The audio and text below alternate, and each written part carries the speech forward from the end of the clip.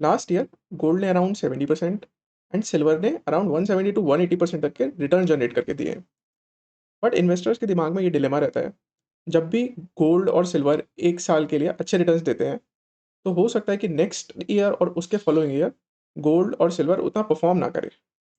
तो इस वीडियो में हम लोग समझने की कोशिश करेंगे कि गोल्ड प्राइसेस किन फैक्टर्स पे डिपेंड करते हैं और वो फैक्टर्स कैसे प्ले आउट हो रहे हैं अभी करंट सिनेरियो में, और उससे हम फिर प्रिडिक्ट करने की कोशिश करेंगे कि नेक्स्ट ईयर और next to next year gold और सिल्वर के क्या आउटलुक हो सकता है और उनके प्राइसेस का क्या फोरकास्ट हो सकता है। So before we go head, these are mandatory disclosures. Please take a moment to review these. First two are important. First says that I am a SEBI registered research analyst. And second, gold and silver is not in my personal portfolio. Usually economics में जब भी किसी भी commodity की demand ज़्यादा होती है और सप्लाई कम होती है तो प्राइसेस बढ़ते हैं, और अगर सप्लाई ज़्यादा होती है और डिमांड कम होती है तो नेचुरली प्राइसेस घटते हैं। बट एक तीसरा केस होता है जिसमें डिमांड जो है वो मोरलेस बराबर है सप्लाई के। तो इस केस में डिपेंड करता है कि उस कमोडिटी की फ्री फ्लोट कम हो रहा है या ज़्यादा हो रहा है, और यही चीज़ हो रही है इस समय गोल्ड में। क्योंकि गोल्ड की जो डिमांड है ना वो सप्लाई के मोरलेस बराबर है, और वो डिमांड भी ओवर द ईयर्स बढ़ नहीं रही है। तो डिमांड और सप्लाई के बीच में बहुत ज़्यादा गैप नहीं है। बट गोल्ड में हो क्या रहा है ना कि बहुत ज़्यादा गोल्ड जो है, जिसका फ्री फ्लोट है, मतलब अवेलेबल जितना है गोल्ड मार्केट में, वो कम हो रहा है, क्योंकि उस गोल्ड को उठा के लोग सेंट्रल बैंक्स में रख रहे हैं, लोग अपनी इन्वेस्टमेंट कर रहे हैं, उसे खरीद के अपने घर पे रख रहे हैं। तो जब भी ऐसा होता है ना कि उस पर्टिकुलर कमोडिटी का या गोल्ड का मार्केट में वॉल्यूम कम हो रहा है, तो उसका प्राइस बढ़ेगा। अगर उस कमोडिटी का वॉल्यूम मार्केट में बढ़ रहा है तो उसका प्राइस कम होगा। तो गोल्ड में हो क्या रहा है, देखो over the last few year जो गोल्ड की डिमांड है वो, आप देखो Q3 ऑफ FY24 से Q3 ऑफ FY24 में सिर्फ 3% बढ़ी है, और सप्लाई भी मोरलेस सेम ही है जितना डिमांड है। तो तब भी आप देखोगे लास्ट ईयर में गोल्ड के प्राइसेस 70% बढ़ गए हैं। वो क्यों बढ़े? वो इसलिए बढ़े हैं क्योंकि जो सेंट्रल बैंक्स हैं वो उन्होंने बाइंग शुरू कर दी है बहुत ज़्यादा। पहले सेंट्रल बैंक्स कम क्वांटम में बाय करते थे, अभी 200 टन, 365 टन्स, 241 टन्स, ऐसे करके वो बहुत ज़्यादा बाइंग कर रहे हैं। तो जब भी, और ये बाइंग बढ़ रही है, और सिमिलरली जो इन्वेस्टर्स हैं, इंडियन इन्वेस्टर्स हैं, इवन यूएस में भी इन्वेस्टर्स जो हैं, पहले यूएस में एक इन्वेस्टर का पोर्टफोलियो में गोल्ड का एलोकेशन 1% से भी कम होता था। बट अब वो बढ़ने लगा है क्योंकि गोल्ड और सिल्वर भी रैली कर रहे हैं। तो आप देखोगे ईटीएफ और सिमिलर प्रोडक्ट्स भी पहले 94 टन्स में इन्वेस्टमेंट होती थी, अब वो बढ़ के 221 टन्स हो गई है, जो कि वुपिंग 134% का इंक्रीज है। और इन्वेस्टमेंट एज अ होल देखोगे तो आप उसमें 47% का ग्रोथ है। और अगर यहाँ पे ग्रोथ आ रही है तो कहीं डी ग्रोथ भी आ रही होगी। तो आप देखो कि ज्वेलरी में डी ग्रोथ आ रही है, जो ज्वेलरी फैब्रिकेशन होता है उसमें 23% की डी ग्रोथ है, और इन्वेंट्री में भी डी ग्रोथ है। तो जब भी गोल्ड बायर जो होते हैं वो खरीदते हैं लाइक फॉर इन्वेस्टमेंट्स, या फिर सेंट्रल बैंक खरीद रहा है अपना हेजिंग करने के लिए, अपना डॉलर से अपना एक्सपोजर कम करने के लिए, अपने फॉरेक्स में गोल्ड बढ़ाने के लिए, तो क्या होता है ना, गोल्ड लॉक इन कर रहा है वो। और जब भी गोल्ड लॉक इन होता है और उसका फ्री फ्लोट नहीं होता, क्योंकि अगर ज्वेलरी में है, अगर गोल्ड पड़ा हुआ तो वो मार्केट में पड़ा हुआ है। अब मार्केट में वो उसकी क्वांटिटी अगर मार्केट में ज़्यादा होती रहेगी तो ज्वेलर तो चाहेगा ही ना कि उसकी जो इन्वेंट्री है वो बिक जाए, तो वो थोड़ा प्राइस कम करेगा। तो वहाँ से जो है ना प्राइस थोड़े कम होते हैं अगर ज्वेलरी में पड़ी है तो। अगर वही चीज़ मार्केट से हट के सेंट्रल बैंक के लॉकर्स में पड़ी है, या ईटीएफ्स के लॉकर्स में पड़ी है, या इन्वेस्टमेंट होके ईटीएफ्स के लॉकर में पड़ी है, तो जो प्राइसेस होते हैं ना वो बढ़ते हैं। तो वही हो रहा है इस समय कि जो ज्वेलरी बायर्स होते हैं वो तो वीक हैंड्स होते हैं, और ईटीएफ और सेंट्रल बैंक होते हैं इनके स्ट्रॉन्ग हैंड्स होते हैं। तो ये फ्री फ्लोट कम करते हैं और ज्वेलरी बायर्स फ्री फ्लोट बढ़ाते हैं। तो जब भी कोई कमोडिटी का फ्री फ्लोट कम होगा तो उसका प्राइस बढ़ेगा, और वही गोल्ड के साथ अभी हो रहा है। अब सेंट्रल बैंक्स बाइंग क्यों कर रहे हैं? वो इसलिए कर रहे हैं क्योंकि ट्रंप के आने की वजह से बहुत सारा इशू, मतलब जियो पॉलिटिकल टेंशंस हो रही हैं। ऊपर से यूएस ने इतना डेट ले रखा है, $40 ट्रिलियन तक का उनके पास डेट है इस समय, और उस पर इंटरेस्ट पेमेंट भी करना है उसे। तो $2-2.5 ट्रिलियन को उनका जो है फिजिकल डेफिसिट है। और जब भी ऐसा फिजिकल डेफिसिट आता है तो आपको और डॉलर प्रिंट करना है, और डॉलर प्रिंट करना है, तो आपका डॉलर की बाइंग जो बाइंग एबिलिटी है उसकी वो कम हो रही है, क्योंकि पहले मार्केट में सिर्फ 40 ट्रिलियन एक पर्टिकुलर मनी सप्लाई थी, आप $2 ट्रिलियन प्लस और कर रहे हो उसमें, तो सप्लाई बढ़ा रहे हो तो उसकी परचेजिंग पावर कम होती है।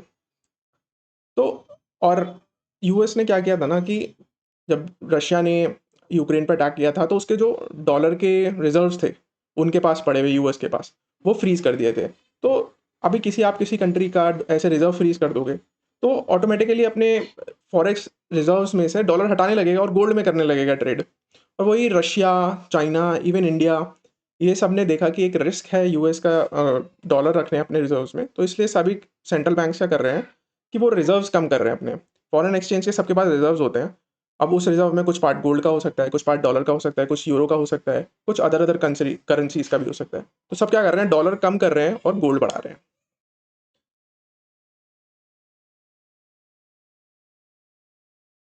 रशिया ने अपना रिजर्व अपने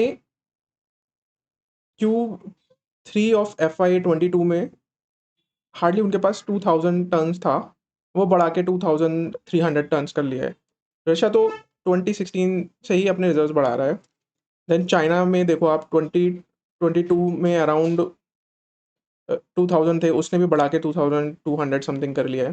देन इंडियन गोल्ड रिजर्व देखोगे आप तो 2023 में अराउंड 700-800 टन्स था, वो उन्होंने भी बढ़ा के 871 टन्स कर लिया है। तो आप देखोगे कि एक सिस्टमिक मूव है सारी सेंट्रल बैंक्स का कि वहाँ पे उन्हें गोल्ड अपने फॉरेक्स रिजर्व में बढ़ाना है। अब बढ़ाना इसलिए है क्योंकि डॉलर का डिबेसमेंट हो रहा है। डिबेसमेंट वही कि उनके पास 40 यूएस के पास $40 ट्रिलियन का डेट है। अब उस डेट को सर्विस करने के लिए आपको इंटरेस्ट पेमेंट करना पड़ेगा। वो इंटरेस्ट कितना आता है, वो आता है $1 ट्रिलियन का, तो इंटरेस्ट आ जाता है। अब $1 ट्रिलियन का इंटरेस्ट पे करेगा, प्लस जो यूएस अपना बजट बनाता है उसमें भी उनका लगभग लगभग 1.5 ट्रिलियन का फिजिकल डेफिसिट है। तो वो फिजिकल डेफिसिट प्लस $1 ट्रिलियन का डेट, ये तीनों प्लस दोनों प्लस करोगे तो आप 2.5 ट्रिलियन का आता है। ये वो और एक्स्ट्रा मनी प्रिंट करेगा यूएस के सेंट्रल बैंक्स, और उस पैसे को फ्लोट करेंगे। तो जब अब यूएस में डॉलर ज़्यादा हो रहा है, अब दुनिया में तो क्या है कि मेरे पास तो $400 बिलियन ही पड़े हैं, लेकिन यूएस अगर उस डॉलर्स को और प्रिंट करता रहेगा तो मेरा जो 400 बिलियन है वो उसकी परचेजिंग पावर तो कम हो रही है। तो मैं तो ये रिस्क नहीं चाहूँगा, इसलिए मैं क्या कर रहा हूँ ना, 400 बिलियन का मैं डॉलर खरीद गोल्ड खरीद दे रहा हूँ उससे। तो उसके साथ क्या होगा कि उस गोल्ड की डीवैल्यूएशन नहीं होगी अगर यूएस कितना भी पैसा प्रिंट कर ले तो सारी सेंट्रल गवर्नमेंट्स इसलिए कर रही हैं। और बहुत सारे इन्वेस्टर्स भी, सिंस गोल्ड में इतना रिटर्न बन रहा है तो इन्वेस्टर्स भी उसमें पार्टिसिपेट कर रहे हैं। देन यूएस की जो डोमिनेंस है वो तो सारी कंट्रीज कम करना ही चाहती हैं, स्पेशली ब्रिक्स नेशन। तो ब्रिक्स नेशन ने अपना जो एक करेंसी भी निकाली है, यूनिट, एंड उनके पास एक ब्रिक्स ब्रिज करके, जैसे यूएस डॉलर का जो आप पेमेंट करते हो वो स्विफ्ट उससे होता है पेमेंट सिस्टम से। तो ब्रिक्स ने अपना ये ब्रिक्स का ब्रिज निकाला है। तो ये एक पुश हो रही है ताकि जो ब्रिक्स नेशंस हैं वो अपने में जो ट्रेड कर रहे हैं वो डॉलर से ना करें और ब्रिक्स की करेंसी में करें। देन जियो पॉलिटिकल रिस्क है ही, क्योंकि $300 बिलियन का रशिया का एसेट सीज कर दिया था। तो ये एक एक्ट ऑफ वॉर की तरह देखा जाता है।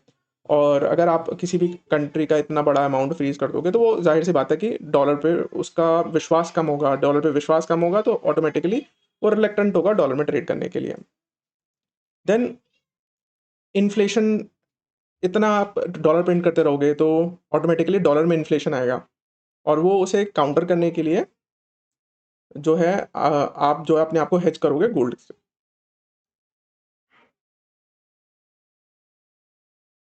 Apart from financial reasons, geopolitical भी बहुत बड़े रीजंस हैं कि गोल्ड में रैली आ रही है।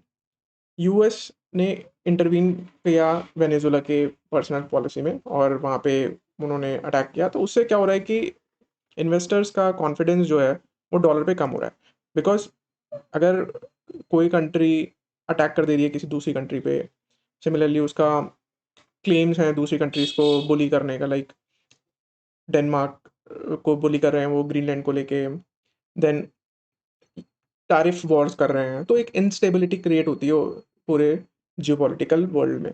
और इस इंस्टेबिलिटी को जो इन्वेस्टर्स हैं और दूसरे सेंट्रल बैंक्स हैं ना, वो काउंटर करते हैं गोल्ड खरीदने में। तो इसलिए आप देखोगे कि कंसिस्टेंटली जो सेंट्रल बैंक्स हैं वो गोल्ड खरीद रहे हैं।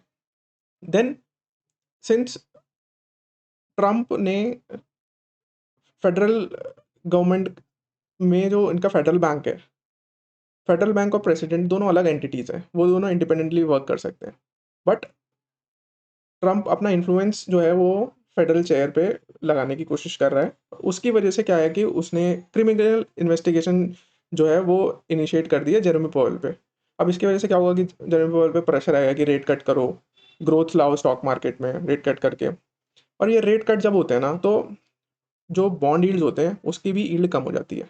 तब बॉन्ड यील्ड्स की यील्ड कम हो जाएगी ना, तो वो इतना लुक्रेटिव इन्वेस्टमेंट अपॉर्चुनिटी नहीं है फिर नए इन्वेस्टर्स के लिए। तो वो क्या करते हैं, फिर वो अपना बॉन्ड का पैसा भी हटा के वहाँ से इधर शिफ्ट कर देंगे, क्या नाम है, आपका गोल्ड में। तो ये सब, और क्या है कि दूसरी कंट्रीज़ को लगेगा कि फिर कि प्रेसिडेंट का बहुत ज़्यादा इन्वॉल्वमेंट है उसके मॉनेटरी पॉलिसी में, तो उससे फिर डॉलर पे भी जो ट्रस्ट है वो भी ब्रीच होता है। तो इसलिए एक बहुत बड़ा रीज़न ये भी हो सकता है कि डॉलर के बॉन्ड जो हैं वो भी मार्केट में अपना कॉन्फिडेंस लूज़ कर रहे हैं। इसी वजह से उन्हें आगे चल के शायद यील्ड ज़्यादा देनी पड़े, जिससे उनका फिर रेट बढ़ेगा। बट अभी वो कोशिश कर रहे हैं रेट कट करने के लिए, जिससे यील्ड कट होंगी तो बॉन्ड के प्राइसेस बढ़ेंगे। तो बॉन्ड के जब प्राइसेस बढ़ेंगे तो वो हायर प्राइसेस पे बॉन्ड बेच सकते हैं और फिर देन वो पैसा वहाँ से शिफ्ट करके गोल्ड पे ला सकते हैं। और यही वजह है कि एक परसिस्टेंट डिमांड क्रिएट हो रही है सेंट्रल बैंक्स में और इन्वेस्टर्स में, जो कि ईटीएफ्स के थ्रू इन्वेस्ट कर रहे हैं। देन अब हमने मैक्रोज तो डिस्कस करे ही, फाइनेंशियल मैक्रोज, कि इतना डेट है, इतने फिजिकल डेफिसिट है, देन डॉलर का डिबेसमेंट हो रहा है, देन बहुत सारे मैक्रोज जो और प्ले आउट हो रहे हैं इस वजह से। तो ये सारी रीजंस की वजह से, जो ब्रॉडर रीजंस हैं उसकी वजह से, जो ज्वेलरी से डिमांड हट के फिर सेंट्रल बैंक्स और इन्वेस्टमेंट्स की तरफ जा रही है गोल्ड की। एक थ्योरी और चली है मार्केट में, वो है गोल्ड स्टैंडर्ड अप्रोच की। वो बोलती है कि यूएस गवर्नमेंट ने इतना डेट ले रखा है, इंटरेस्ट पेमेंट्स करनी है, तो ये सॉल्व हो सकती है अगर यूएस फिर से अपने गोल्ड स्टैंडर्ड पे चले जाए। तो अब गोल्ड स्टैंडर्ड का मतलब होता है कि पहले यूएस की जो करेंसी थी वो गोल्ड से लिंक थी। मतलब 1 आउंस ऑफ गोल्ड पे $20 का मिलेगा और आप कन्वर्ट कर सकते हो इसे। तो 1930 से पहले ये सिस्टम चलता था। फिर 1930 के बाद ये सिस्टम आया कि 1 आउंस पे और $35 आप कन्वर्ट कर सकते हो। देन फिर 1971 के बाद ये उन्होंने आइडिया ड्रॉप कर दिया और उसके बाद एक फिएट करेंसी, मतलब डॉलर का कोई भी रिलेशन नहीं रहा गोल्ड से। तो जब उसका कोई रिलेशन नहीं रहा, तो आप देखोगे कि आज 1 आउंस ऑफ गोल्ड $4,500 पे मिलता है। तो जो जो भी ये गोल्ड स्टैंडर्ड अप्रोच फॉलो करते हैं, वो मानते हैं कि अगर गोल्ड स्टैंडर्ड लागू होगा, तो यूएस की मनी सप्लाई अभी जितनी भी है उसमें उन्होंने एम नॉट बेस मनी को लिया है, उसे अगर मैं डिवाइड कर दूँ गोल्ड कितना फेडरल रिजर्व के पास है, तो अराउंड 261 मिलियन आउंसेस है। तो अगर उसे 6.4 ट्रिलियन को मैं 261 से डिवाइड कर दूंगा तो $24,000 पर आउंस आना चाहिए। तो ये बोल रहा है कि गोल्ड के प्राइसेस अगर $24,000 चले गए, तो ये जो लिंकेज होगा 100% लिंकेज हो जाएगा डॉलर का गोल्ड के साथ। अब देखोगे गोल्ड इस समय 4,500 पे चल रहा है और 4,000 से 500 से 24,000 पे आर्ग्यू करता है कि 24,000 पे चला जाएगा। तो ये थोड़ा हाईली अनलाइकली है कि ऐसा कोई भी केस होगा। बिकॉज क्या है ना कि इसे पॉसिबल होने के लिए, गोल्ड स्टैंडर्ड पॉसिबल होने के लिए, या तो ये हो कि गोल्ड के प्राइसेस $24,000 चले जाए, जो कि हाईली अनलाइकली है, क्योंकि अगर गोल्ड के प्राइसेस इतने चले गए तो डॉलर की कोई वैल्यू ही नहीं रह जाएगी।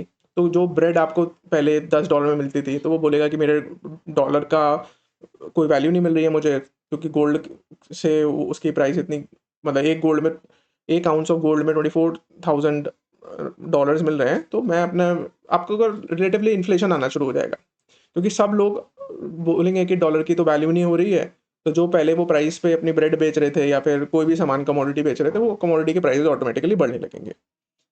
देन अगर ये नहीं होता है, तो वो बोलेगा कि या तो मनी सप्लाई कम कर लो, आपके पास जितना ये है 261 मिलियन आउंसेस, उसके अकॉर्डिंगली अपना यूएस की मनी सप्लाई कम कर लो। तो मनी सप्लाई कम करना भी बहुत ही ख़राब होता है इकोनॉमी के लिए, और वो भी मतलब एक रियलिस्टिक अप्रोच नहीं है। देन एक केस हो सकता है कि आप और गोल्ड खरीद लो, जितना आपके पास मनी सप्लाई है उसके हिसाब से और गोल्ड खरीद लो, तो वो भी पॉसिबल नहीं है गवर्नमेंट के लिए कि इतना सारा अपना गोल्ड का रिजर्व बढ़ाना। तो मोटा मोटी ये जो भी गोल्ड स्टैंडर्ड अप्रोच है वो 92% ऑफ द इकोनॉमिस्ट जो हैं वो उसे फेवर में नहीं करते। ये 92% मैंने एक स्टैट्स में पढ़ा था।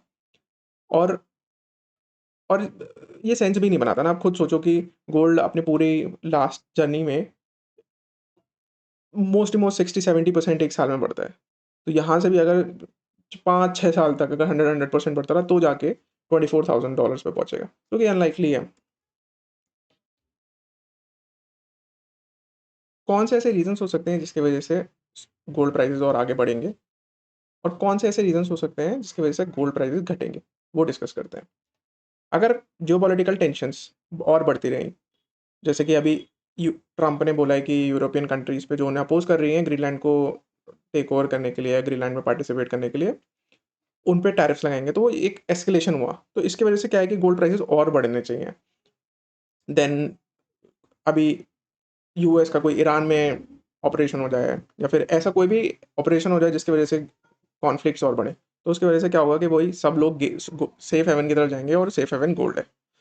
देन यूएस इतना टैरिफ्स लगा रहा है इस एक्सपेक्टेशन में कि ये टैरिफ्स की वज़ह से उनके इकोनॉमिक ग्रोथ आएगी।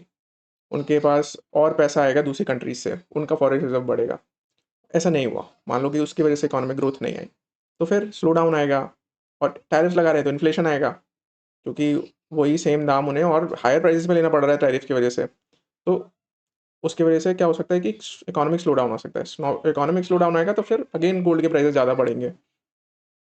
और इन्होंने मनी प्रिंटिंग कर ली। मान लो अभी कोई और क्राइसिस आ जाए, कोविड या कोई बड़ा क्राइसिस आ जाए, जिसकी वज़ह से और मनी प्रिंटिंग करनी पड़ रही है। तो अगेन डॉलर की जो परचेज़िंग पावर होगी वो कम होगी, उसे डॉलर डिबेसमेंट कहते हैं। तो इसकी वज़ह से भी गोल्ड के प्राइसेज़ और बढ़ सकते हैं। देन और दूसरे नेशन डी-डॉलराइज़ेशन पे ज़्यादा फ़ोकस करने लगे। ब्रिक्स तो कर ही रहा है और भी एशियन कंट्रीज़ और करने लगे। तो क्या होगा कि गोल्ड की तरफ और मूवमेंट होगा। देन अगर कोई सप्लाई साइड पे माइंड डिसरप्शन हो जाए तो भी गोल्ड के प्राइसेज़ और बढ़ेंगे। तो और कौन से इवेंट्स हो सकते हैं जिससे गोल्ड के प्राइसेज़ घटे?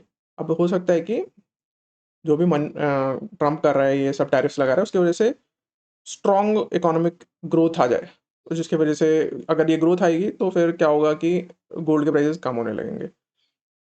ग्रोथ आएगी और फेडरल गवर्नमेंट जो है मान लो रेट कट ना करे और थोड़े से रेट बढ़ा दे।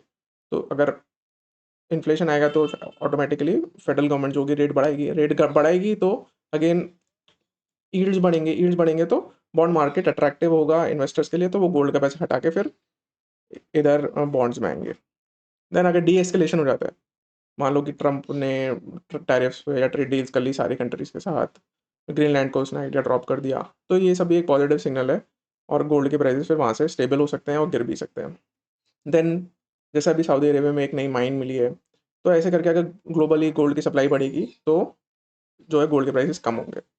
और अगर स्टॉक मार्केट और बूम कर रहा है, अभी देखो आप सारे ही अगर यूएस में देखोगे आप तो बिटकॉइन भी ऑल टाइम बढ़िया कर रहा है अपना 52 वीक हाई की तरफ जा रहा है, इक्विटी मार्केट भी जा रहा है, तो गोल्ड के प्राइस भी जा रहे हैं, कमोडिटीज भी जा रहे हैं, तो सारे मार्केट्स ऑल टाइम हाई की तरफ जा रहे हैं। तो ऐसा अगर और इक्विटीज और बढ़ता रहेगा तो वह हो सकता है कि गोल्ड से इन्वेस्टर निकल के फिर इक्विटी मार्केट में आ जाए। अभी सिल्वर पे डिस्कशन करते हैं। सिल्वर पे मल्टीवेरिएट एनालिसिस किया है बहुत सारे रिसर्चर्स ने और फाइंड किया है ये चीज़ कि सिल्वर के प्राइसेस जो है ना वो मोस्टली गोल्ड प्राइस से ही डिराइव होते हैं। मतलब जो भी फैक्टर है गोल्ड प्राइस वो होता है, डिमांड से उतना नहीं होता। मतलब 80 to 90% जो सिल्वर के प्राइसेस डिसाइड होते हैं वो गोल्ड से होते हैं।